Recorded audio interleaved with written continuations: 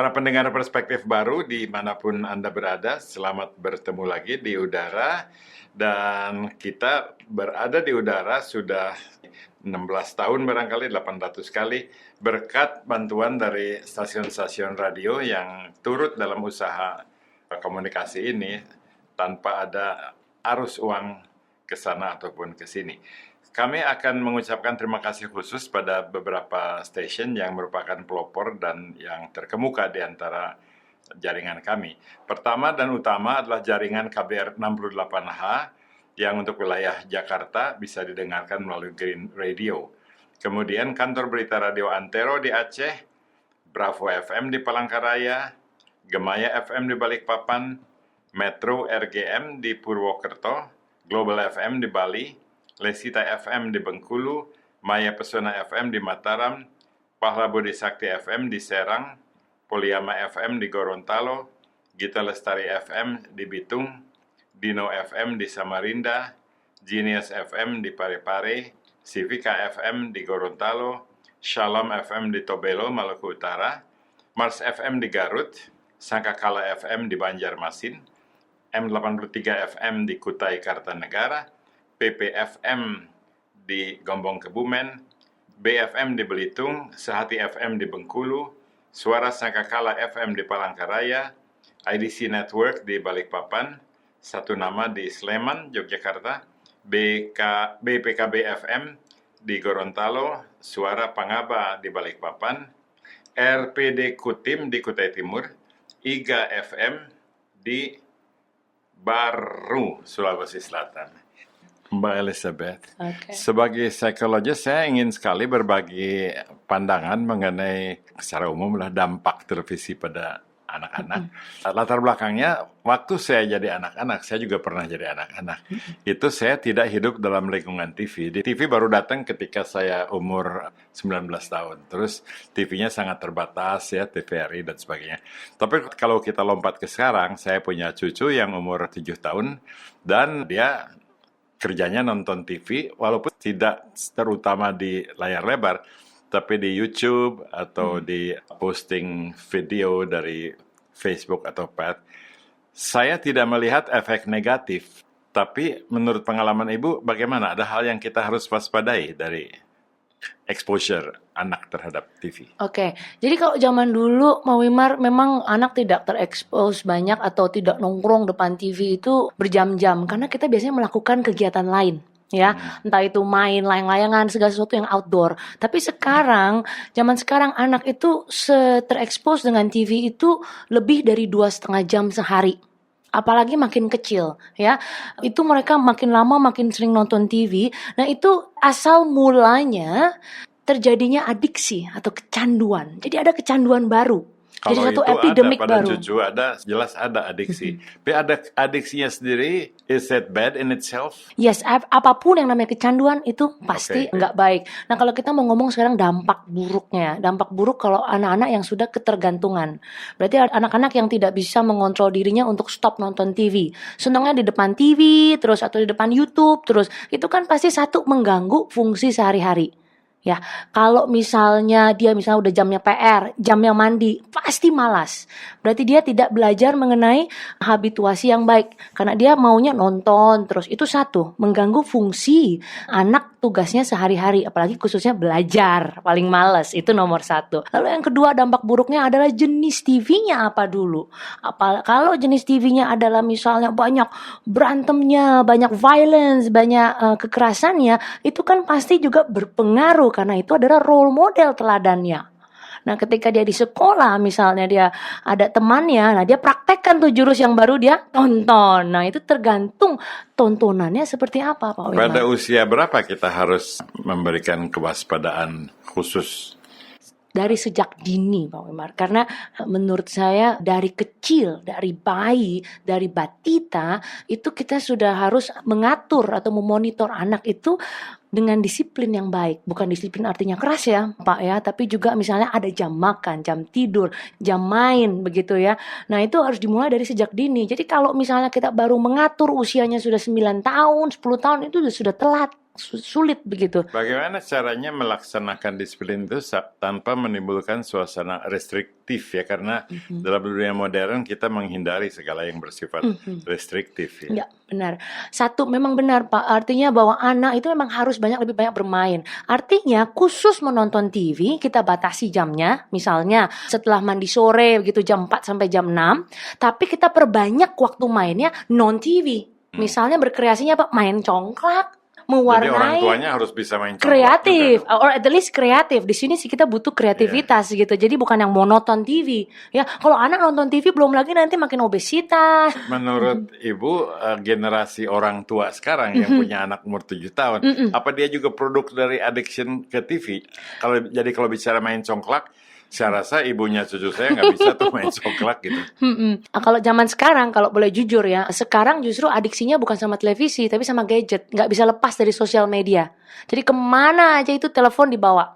Begitu ya. Mau kan di dalam smartphone itu kan semua bisa. Nonton TV ya bisa, mau main sosial media bisa. Pokoknya ya itu tergantungnya sama dia punya gadgetnya itu. Oke, dengan Ibu Elizabeth Santosa, psikologis, dan kita break dulu untuk masuk ke dalam segmen yang kedua. Ya, sekarang memang bicara mengenai anak-anak dan TV.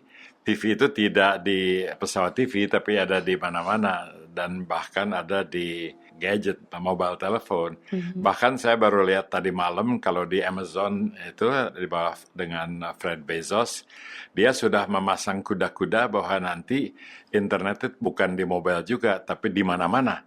Jadi kita bisa lewat store window, ada touchscreen, itu sudah ada kan di California.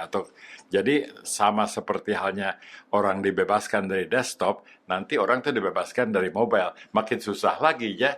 Jadi konten TV barangkali yang kita harus awasi, apa yang dianggap merusak dan apa yang tidak. Kalau yang dianggap merusak artinya begini, kita perlu lihat misalnya nilai-nilai dalam tontonan TV. Ya jangan dilihat dari packagingnya kayaknya wow anak-anak gitu, tapi nilai-nilainya banyak kekerasan, banyak banyak hal-hal negatif. Nah ini di sini memang butuh orang dewasa, pengawas ya apakah itu mbaknya atau misalnya khususnya orang tua untuk bisa paham betul isi dari konten itu dan nilai-nilainya. Jadi bukan dilihat dari alurnya aja, nilai apa yang diajarkan Jadi begitu. menurut pengalaman Anda, ibunya juga harus dilatih untuk peka terhadap masalah-masalah ini. Jadi seperti Cesar Milan nih yang dog whisperer, dia manggil untuk mentrain anjing sebelum anjingnya ditrain, orangnya dulu ditrain ya. Nah, itu dia. Karena anak itu barangkali nonton TV bukan karena kesalahan dia, tapi karena ibunya Iya, benar. tidak pasang batas. Bagaimana hubungan ibu dengan orang tua sekarang itu? Ada keinginan dari orang tua untuk diatur? Menurut saya semua orang tua zaman sekarang concern terhadap anaknya. Tapi itu aja batasnya mereka concern. Tapi saya sudah katakan dan tekankan lagi bahwa sebenarnya orang tua itu yang pegang peranan penting. Mereka merasa orang tua zaman sekarang merasa overwhelmed. Anak saya begini karena kebanyakan TV. Mereka kalah sama anaknya. Padahal orang tua harusnya punya otoritas yang lebih tinggi begitu dalam memonitor, mengatur anaknya. Jadi satu mentalnya dulu Pak. Mental dan perspektifnya orang tuanya dulu. Memang banyak sekali hal negatif seperti Anda tekankan, tapi juga saya ingin tanya, bagaimana dengan hal-hal positif yang bisa diraih dari televisi yang mungkin sayang kalau itu dibatasi, seperti kembali contoh cucu saya. Seluruh kemampuan bahasa Inggris dia itu bukan diajar, tapi karena nonton TV yang acara bagus. Jadi bahkan kalimat-kalimatnya bagus. Atau film-film yang sifatnya entertaining. Nah kalau nggak boleh nonton TV, malah dia ikut pelajaran sekolah. Di sekolah itu dogma semua malah ya. Jadi bagaimana keseimbangannya? Do we provide the TV atau ini pengalaman aja dibatasi atau dianjurkan? Kalau menurut saya dilihat jangan dibatasi. Dibatasi yang maksud saya dibatasi adalah jamnya. Jamnya berapa lama anak menonton, tapi kontennya itu menurut saya serahkan kepada orang tua. Yang pasti kayak tadi seperti contohnya Pak Wimar gitu ya, nggak anak-anak banyak dapat pendidikan bagus dari TV. Cuman sayangnya kadang-kadang di sini orang tua ignorant alias tidak peduli, nonton aja 2,5 jam. Tapi kalau bisa dipilih program yang bagus ya, program yang bahasa Inggris gitu. Kan anak jadi ikutan belajar bahasa Inggris, anak belajar hitungan matematika. Jadi semua adalah bagaimana orang tuanya juga bijak memberikan tontonan TV yang memang baik atau positif buat anak. Karena bahasa Inggris itu selalu ada di TV. Kalau tidak diberikan yang bahasanya baik, dia belajar dari infotainment salah-salah gitu bahasa Inggrisnya. Jadi sekarang memang zaman sekarang kali susah untuk membatasi, tapi jadi kita harus selektif aja ya. Iya, benar. Betul. Jangan dibatasi. Nanti dibatasi jadi Cooper anaknya. Ada yang dalam pengalaman Anda, klien-klien atau apa istilahnya pasien, ada yang bisa mencapai tingkat yang serius nggak ini akibat dari TV ini? Banyak. Kenapa? Mulai dari kamarnya suka dikunci, gitu yang remaja ya. Kalau dipanggil ya, kalau udah dipanggil orang tuanya, yuk pergi jalan segala macam, dia lebih senang nyaman sama dunia sendiri. Dan dengan televisi ini, menurut saya juga lari kepada merupakan pintu gerbang kepada hal-hal yang lainnya. Satu dari tontonan, kedua nanti mulai dari adiksinya nanti dia bisa mutasi ke game. Dari game, chatroom, dari chatroom pornografi. Jadi itu nanti pintu gerbangnya kemana-mana Pak Wilmar. Menurut Anda mana yang lebih destruktif ya? TV show, video show atau game? Oh, it depends again kontennya. Kalau video game itu lebih ada yang bagus adiksi. Video game? Video game ada beberapa yang bagus, tapi lebih banyak yang negatif. Yang pukul-pukulan tuh lebih paling laku itu. Betul. Iya. Dan adiktifnya itu ya. Adiktifnya itu. Itu yang saya bisa belajar dari penjelasan Anda bahwa the fact that it is addictive already means it is negative ya. Apapun isinya. Jadi konten nomor 2 ke 1 harus adiksi. Moderate. Yes. Moderate tadi masalah frekuensi Bapak ya. Orang tuanya suka nurut nggak kalau dikasih tahu gitu? Jujur Pak, biasanya orang tuanya selalu kembali lagi Pak ke saya dengan bilang bahwa ibu gagal. Saya bilang gampang, kenapa gagalnya? Karena Anda tidak bisa mematikan gadget Anda. Ya, semua anak itu tidak perlu diberi nasihat melalui bicara, tapi satu, melalui teladan dan perilaku. Kalau Anda bisa mematikan TV pada waktunya, lalu juga mematikan gadget Anda sebentar saja, pasti anak itu juga bisa melihat itu. Nah, masalahnya mereka sering resisten terhadap peraturan baru dari orang tuanya, dikarenakan juga merekanya tidak boleh nonton, papa mama nonton sampai jam 1 pagi, atau misalnya tidak bisa berhenti itu ngeliatin nonton dia punya gadget. Nah, itu Pak. Kalau Anda tuh membangun hubungan dengan orang tua tuh atas permintaan mereka atau bagaimana? Do they come to you dan minta tolong bagaimana? Biasanya yang datang ke psikolog itu, kalau yang datang itu biasanya udah parah gitu. Ibarat kalau orang sakit itu udah stadiumnya udah 4, nggak mungkin 1. Biasanya udah 4 baru datang ke psikolog begitu. Susah jadi mengatasinya ya. Sulit. Tapi there is a will, there's always a way. Gitu. Berapa lama treatmentnya itu dari untuk kembalikan ke jalan yang benar? Tergantung keparahannya Pak Wilmar. Kalau saya pribadi adalah seseorang yang memang menyerahkan semuanya bukan di tangan profesional. Karena setiap manusia saya percaya punya self-healing. Self-healing method dalam arti kata mereka tahu. Ya, saya hanya bantu, memberikan semangat, saya berikan caranya. Tapi saya menyemangati orang tua untuk yang mempraktikkan sendiri terapinya di rumah. Kalau Ibu Elizabeth sebetulnya mendapatkan ilmu ini dari mana? Dari buku atau dari pengalaman? Kayaknya lebih banyak yang kedua Pak. Buku ini tidak banyak bantu. Kalau kita sudah bicara tentang buku, kita ngomongin tentang parenting. Karena ini kan gak jauh dari parenting ya. Parenting you mau baca buku apa saja. Tapi kalau tidak biasa menguasai art, karena itu art ya, artinya harus bisa juga melihat secara aktualnya. Buku bilang A, anak harus A. Tapi anak kita ini unik harus B. Nah itu kan kita harus melihat, mencari jalan tengah antara what is theory, what is actual, and then how we deal with the parenting kan tergantung waktu ya, how much quality time you can provide. Nah, terus sekarang kan kita juga tidak ingin membatasi waktu seorang ibu dibandingkan dengan seorang bapak. So, waktunya harus lebih banyak diberikan. Nah, setelah break ini saya akan ada pertanyaan terkait dengan itu. Dengan Ibu Elizabeth Santosa, kembali dilema menemukan suatu optimal relations antara TV memakainya atau membatasinya, bukan batasi mengaturnya. Dan karena itu sangat berhubungan dengan berapa banyak waktu yang bisa diberikan oleh orang tua, khususnya ibunya. Sebab di Indonesia barangkali masih umum bahwa orang tua laki-laki tidak terlalu banyak terlibat ya, kecuali saya. Jadi bagaimana ibunya barangkali, kalau saya amatir ya saya, kayaknya kewajiban pertama adalah menyediakan waktu. Apa sekarang lebih susah nggak untuk ibu orang modern? waktu. Apakah waktunya orang tua modern tuh lebih Gini, sedikit? Pak Wimar, kita tahu sekarang dulu kan ibu banyak di rumah, sekarang ibu bekerja itu kita lihat ya audiens kita kan banyak perempuan semua kan. Ini artinya tapi kita tidak mau kalah sama perubahan zaman ini. Walaupun ibu bekerja, tapi kita nggak kejar kuantitas, Pak. Kita kejarnya adalah kualitas. Nah, kualitas even 1 hour with anak-anak sebelum Anda tidur, 2 hours ya, ayah dan ibu ataupun salah satu yang ada di rumah, itu menurut saya itu kalau bisa dilakukan dengan baik, itu hasilnya sangat efektif. Ngomong-ngomong, kalau kita bicara komputer sebagai alat untuk nonton TV, tapi komputer juga jadi alat untuk ngerjain macam-macam ya. Kalau udah sedikit besar anaknya barangkali bisa malah browsing atau ngerjain kerjaan rumah gitu ya. Jadi gimana membagi waktu komputer supaya jangan dibatasi sehingga dia tidak bisa pakainya secara produktif? Oke, baik. Ini bagus sekali pertanyaan Pak Wima. Ini pertanyaan yang saya tunggu-tunggu sebenarnya. Yaitu adalah pembatasan. Kadang kita memberikan anak gadget, tapi full access. Full access with internet. Nah, itu yang nggak boleh ya. Biasanya nih anak rentan dari usia 8 sampai 16 tahun, saya anjurkan semua disupervisi. Ya, artinya kalau ada laptop di rumah jangan di kamar, taruhnya lah di luar, di ruang keluarga. Ya, jadi semua yang kalau dia ngetik-ngetik itu tuh Google tuh ya, ngetik-ngetik kata apa, itu bisa kita langsung supervise sama ada orang-orang di rumah misalnya. Jadi satu, tidak ada laptop atau misalnya gadget, penggunaan gadget yang misalnya di dalam kamar, itu semua supervisi harus ada. Kalau bisa televisi juga ada di ruang keluarga, dan lakukan ini sehingga mereka paling nggak SMP kelas 3 ya. Karena kalau SMA kelas, misalnya udah mulai SMA dan sudah mulai lebih dewasa, mereka harus punya privacy sendiri juga. Nah, itu dia. Nah, ini harus dimulai dari sedini mungkin, paling nggak hingga usia 15 tahun, Pak. Sudah berapa lama Ibu Elizabeth intensif mengamati gejala TV dan anak-anak ini?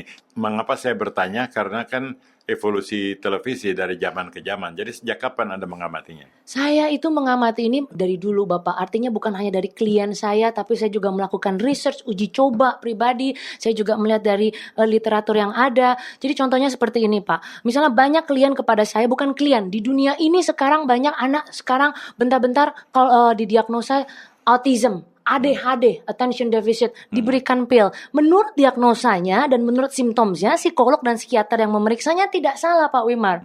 Karena masuk. Tapi ketika saya melakukan eksperimen pada salah satu, kesian ya Pak ya, klien dikasih jadi uji coba juga. Saya bilang bahwa hentikan terlalu banyak TV karena saya mendiagnosa, dia bisa diagnosanya seperti ADHD. Saya bilang karena kebanyakan TV, gadget, iPad. Saya bilang hentikan itu seminggu ya supaya dia mulai berinteraksi kepada orang tua, kepada orang sekelilingnya, dan itu bukannya miracle gitu. Saya melihatnya progresnya bahwa dia tidak seperti yang kita pikirkan waktu dia diagnose.